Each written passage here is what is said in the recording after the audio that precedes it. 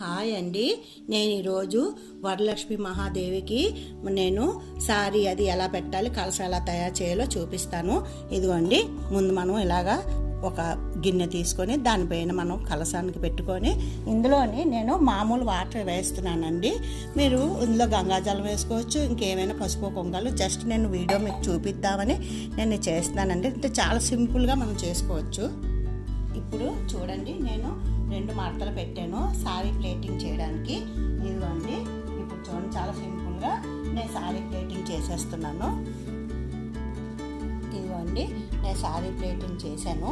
ఇప్పుడు దీన్ని మనం అమ్మవారికి ఎలా పెట్టుకోవాలో చూపిస్తాను.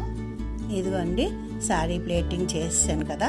ఇప్పుడు నేను సారీ ఈ కలశం చుట్టూ ఇలా పెడుతున్నానండి. చాలా సింపుల్ మెథడ్లో నేను చెప్తానండి. అందరూ ఈజీగా చేసుకోవచ్చు. బాబా ఎంత కష్టం ఉంది, మేము చేసుకోలేము అన్నట్టు లేకుండా అందరూ చేసుకోవచ్చు. ప్లేటింగ్ అయిపోయింది. ఇప్పుడు నేను అమ్మవారికి కలశం పెడుతున్నాను. ఈ కలశం పైన మనం బ్లౌజ్ పీస్ పెట్టుకుంటాం.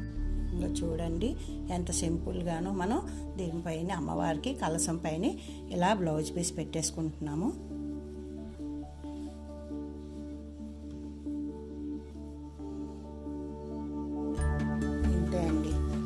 చూడండి, ఎంత సింపుల్గానో అమ్మవారిని మనం తయారు చేసేసాము. చూడండి, ఇవ్వండి, ఇప్పుడు ఫేస్ పెట్టడమే ఉంది. అయిపోయి ఇప్పుడు అమ్మవారి ఫేస్ నేను పెడుతున్నాను. చూడండి, ఫైనల్లీ మన అమ్మవారు రెడీ అయిపోయారండి. ఇదిగోండి, ఫేస్ పెట్టేసి ఏదో కొద్దిగా అలా టగలు వేసి తయారు చేశాను. అంటే సింపుల్గా మనం ఇంట్లోనే మనకున్న దాంట్లోనే ఆర్భాటం లేకుండా ఎలా తయారు చేసుకోవచ్చో ఇది చూపించండి. ఇక్కడ మీరు బ్యాంగిల్స్ వేసుకోవచ్చు, నేను బ్యాంగిల్స్ వేయలేదు.